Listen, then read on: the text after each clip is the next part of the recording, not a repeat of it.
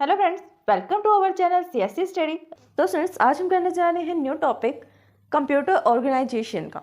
Computer organisation एक subject है which is in BCA third sem and BTech. BTech और BCA में जो सब्जेक्ट है, इसके जो टॉपिक्स हैं आज उसको हम स्टार्ट करने जा रहे हैं। फर्स्ट टॉपिक हम कर रहे हैं मेमोरी इंटरलीविंग। मेमोरी इंटरलीविंग क्या होता है? सिंपल सा एक स्मॉल सा टॉपिक है, कॉन्सेप्ट भी स्मॉल सा है, लेकिन इन नोट्स में आपके लिए इनफ मटेरियल है जो आप अटेम्प्ट कर सकते हैं अपने एग्जाम में। तो स्टूडेंट्स, आइए स्टार्ट करते हैं वीडियो को और देखते हैं topic memory interleaving.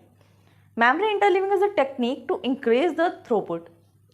Memory interleaving क्या होता है? एक ऐसी टेक्निक होती है टू इंक्रीज द थ्रूपुट, जो थ्रूपुट को इंक्रीज करती है। थ्रूपुट क्या होता है? हमारा ज़्यादा से ज़्यादा आउटपुट, जितना ज़्यादा आउटपुट जो है उसकी क्वालिटी आ सके, क्वांटिटी आ सके, उसमें वो आए। ठीक है। और मेमोरी इंटरलीविंग क्या है? एक ऐसी टेक्निक है जिससे आउटपुट जो है वो इंक्रीज हो रहे हैं, उसकी क्वालिटी एंड क्वांटिटी इंक्रीज हो रही है। Here the system is divided into the member independent module which answer read और राइट रिक्वेस्ट इंडिपेंडेंटली पैरेलली। वो क्या कह रहे हैं? जब ये इंटरलीविंग का प्रोसेस होता है, here the system is divided into the members independently.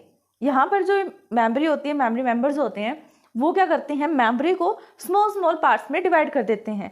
ठीक है। और रीड एंड राइट, कोई प्रोसेसेस ऐसे होते हैं जो रीडिंग के लिए चल रहे होते हैं, कुछ ऐसे होते हैं प्रोग्राम में या मेमोरी में जो राइटिंग के लिए चल रहे होते हैं। किसी को इनपुट आउटपुट की नीड होती है, किसी को सीपीयू की नीड होती है ना। तो उन सब के क्या है, प्रोग्राम्स अलग अलग है, रिक्वेस्टेज अलग अलग है। रिक्वेस्ट अलग होने की वजह से उनके काम अलग हैं, इसलिए उनके आउटपुट भी अलग आएंगे और उन पे परफॉर्म होने वाला फंक्शंस भी क्या होगा? अलग होगा। ये तो नॉर्मल बात है ना। तो इस कॉन्सेप्ट में क्या करते हैं हम? एक तो ये टेक्निक है जिससे हमारा थ्रूपुट इंक्रीज हो जाता है, और करते क्या है इसमें, हम जो हमारे मेमोरी होती है, मेन मेमोरी, उसको पार्ट्स में डिवाइड कर देते हैं, मॉड्यूल्स में डिवाइड कर देते हैं। ठीक है, इतना समझ में आया? Memory interleaving is one technique for computing the relatively slow speeds dynamic RAM. ठीक है। जब हम रैम्स की बात करते हैं, रैम में क्या होता है? वैसे तो फास्ट मेमोरी होती है, लेकिन जो डी रैम है ना, वो स्लो होती है। ठीक है। हमने 2 टाइप्स की रैम देखी थी ना, एस रैम और डी रैम। तो डी रैम क्या होती है? थोड़ी स्लो साइज, स्लो स्पीड की होती है। इसीलिए जब भी हमें कंप्यूटेशन करनी पड़ती है इससे रिलेटेड, डी रैम से रिलेटेड जब भी कोई कंप्यूटेशन हमें करनी पड़ती है, तब हम क्या करते हैं? मेमोरी इंटरलीविंग का जो टेक्निक है उसका यूज करते हैं। अभी देखो डायग्राम में क्या कह रहा है, यहाँ पर सीपीयू है। ठीक है। ये कैशे मेमोरी है। कैशे मेमोरी तो आप सबको पता होगा, कैशे मेमोरी क्या होती है? पता होगा ना कैशे मेमोरी? जैसे आपके पास आप मोबाइल यूज करते हो, गूगल करते हो किसी भी चीज को, कुछ भी सर्च करते हो अपनी क्वेरी, है ना। तो जैसे आप सर्च बटन पे जाओगे, कुछ बाय डिफॉल्ट क्वेरी भी होती हैं या कुछ आपकी हिस्ट्री भी होती है, नंबर ऑफ हिस्ट्रीज वहाँ पर होती है कि आपने लास्ट टाइम क्या यूज़ किया था वो होगा, फिर उससे फर्स्टली क्या यूज़ किया था, उससे लास्ट, उससे लास्ट, उससे लास्ट, ऐसे लिस्ट बनी होती है। ठीक है। सजेशन लिस्ट होती है वो। जैसे ही आप क्या करोगे, कुछ भी एंटर करोगे, जैसे आपने आई एंटर किया, फिर एन एंटर किया, उससे रिलेटेड नीचे वो जो लिस्ट होगी ना, वो चेंज होती रहेगी। तो जहाँ पर वो नीचे वाली लिस्ट स्टोर होती है, सजेशन लिस्ट स्टोर होती है, या आपकी हिस्ट्री वाली लिस्ट स्टोर होती है जो आपने सर्च किया था फ्रिक्वेंटली में, उसको हम बोलते हैं कैशे मेमोरी। ये सब कैशे मेमोरी की हेल्प से होता है। कैशे मेमोरी क्या करती है? जो चीज यूजर बार बार यूज कर रहा है, बार बार क्वेरी को सर्च कर रहा है, उन क्वेरीज को कैशे मेमोरी अपने अंदर स्टोर कर लेती है। कहाँ से? मेमोरी से, मेन मेमोरी से। ये मेन मेमोरी है। इस मेन मेमोरी से कैशे मेमोरी उन चीज़ों को ले लेती है, उन क्वेरीज को ले लेती है जो यूजर फ्रिक्वेंटली यूज कर रहा है, स्टोर करके फिर उस यूजर को सजेशन, एज अ सजेशन देती है कि इस बार भी क्या आपने यही सर्च करना है या नेक्स्ट करना है। जैसे जैसे वो वर्डिंग चेंज करता रहेगा, एक एक अल्फाबेट्स के अंदर ऐड होते रहेंगे क्वेरी में, वो उसके अकॉर्डिंग भी लिस्ट को चेंज कर देगा। ठीक। अब बात कर रहे थे हम किसकी? मेमोरी इंटरलीविंग की। ये तो बात हुई कैशे मेमोरी की। अगर इसमें टॉपिक है तो आपको उसका मीनिंग पता होना चाहिए। ठीक है। यहाँ पर सीपीयू है। सीपीयू से कौन डील कर रहा है? Mediator, cache. कैशे का काम क्या हो रहा है? अब यहाँ पर ये यहाँ पर इस मॉड्यूल को, मेमोरी के मॉड्यूल्स बना रहे हैं। मेमोरी कहाँ है? मेमोरी, मेन मेमोरी जो होती है ना, उसके मॉड्यूल्स बना दिए हमने, memory 1, memory 2, memory 3 and 4, like this. ठीक है। उसके मॉड्यूल्स में हमने इसको कन्वर्ट कर दिया, क्योंकि मेमोरी इंटरलीविंग का मतलब ही क्या होता है, या इंटरलीविंग मेमोरी क्या होती है? जिसको हम मॉड्यूल्स में डिवाइड कर देते हैं। अब देखो इससे प्रीवियस वाले डायग्राम में हमने क्या देखा कि सीपीयू और कैशे मेमोरी तो इंटरेक्ट कर रहे हैं, लेकिन मेमोरी को एज अ किस कॉन्सेप्ट में कर रहे हैं? जो मेन प्रोसेस होता है वो प्रोसेस तो यही होता है कि सीपीयू एंड मेमोरी के बीच में CPU एंड मेन मेमोरी के बीच में कौन होता है? कैशे होता है, कैशे मेमोरी होती है। ठीक, ये होता है मेन कॉन्सेप्ट जो हमें पता होता है, लेकिन अंदर की जो वर्किंग होती है वो कैसी हो रही होती है? वो मॉड्यूल्स के फॉर्म में होती है। यहाँ पर CPU ही रहेगा, बीच में कैशे ही रहेगा, लेकिन जो हमारी मेमोरी है उसको हम 4 पार्ट्स में डिवाइड कर देते हैं, मेमोरी 0, 1, 2 एंड 3। मेमोरी को पार्ट्स में डिवाइड करते हैं, मॉड्यूल्स में, लेकिन ऐसा पॉसिबल नहीं है, ना ही ऐसा होता है कि मेमोरी को हम डिवाइड कर दें। ये सब काम कौन करता है? CPU में जो कंट्रोलर्स होते हैं वो मेमोरी को मैनेज करते हैं। मतलब ऐसा कॉन्सेप्ट होता है, ऐसी टेक्निक होती है, एक्चुअल में ऐसा नहीं होता फिजिकली कि हम मेमोरी को डिवाइड करें।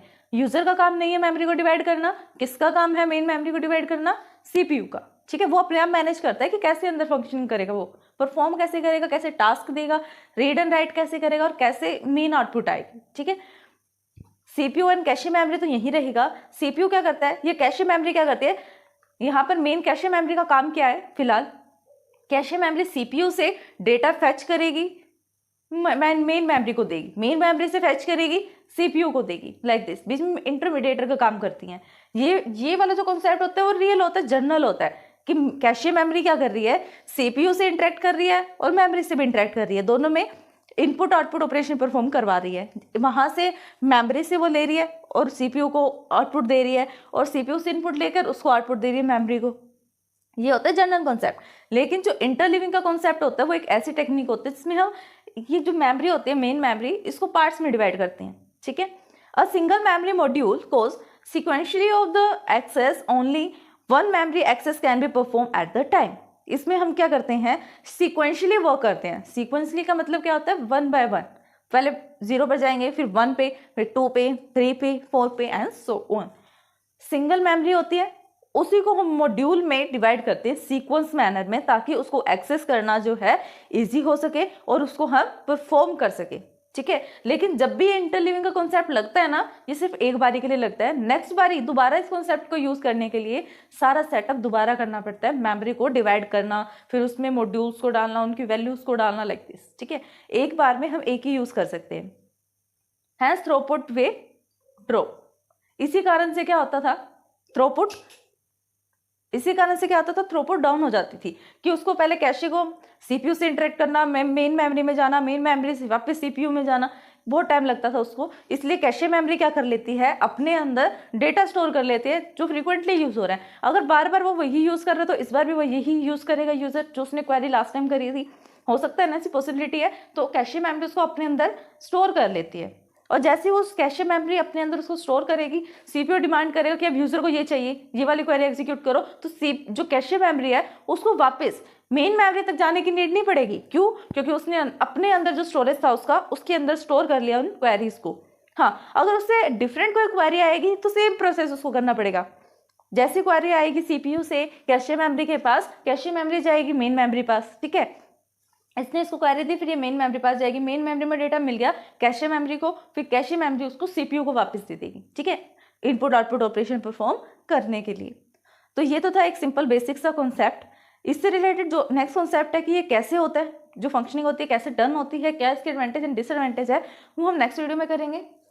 अगर इस वीडियो को समझने में आपको कोई भी डाउट आता है देन आप हमें कमेंट कर सकते हैं। Thanks for watching my video. अगर आप CSC में ऑल सब्जेक्ट्स में थ्योरेटिकली एंड प्रैक्टिकली परफेक्ट होना चाहते हैं तो हमारे चैनल CSC स्टडी को सब्सक्राइब करें, बेल आइकन को प्रेस करें ताकि सबसे पहले अपडेट आपको मिले। वीडियोस को लाइक, शेयर, सब्सक्राइब करना, कमेंट करना ना भूलें।